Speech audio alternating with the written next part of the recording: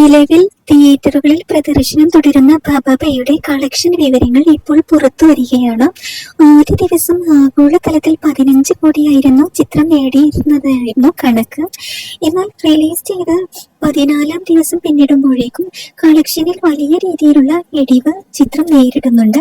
Tracking സൈറ്റായ സാഗ്നിൽക്കിന്റെ report പ്രകാരം 14-ാം ദിവസം 15 ലക്ഷം രൂപയാണ് ഭബഭയ്ക്ക് നേടാനായത്. റിലീസ് ചെയ്ത് 8 ദിവസം വരെ 1 കോടിക്ക് മുകളിൽ കളക്ഷൻ നേടാൻ ചിത്രത്തിനായെങ്കിലും അതിനുശേഷം ഇടിവ് രേഖപ്പെടുത്തിയെന്ന് കണക്കുകളിൽ വ്യക്തമാണ്.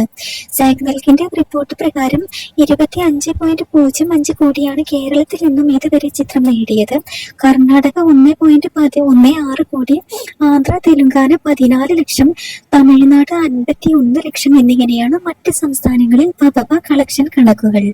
ആഗോളതലത്തിൽ 45.25 കോടിയാണ് പടം നേടിയിരിക്കുന്നത്.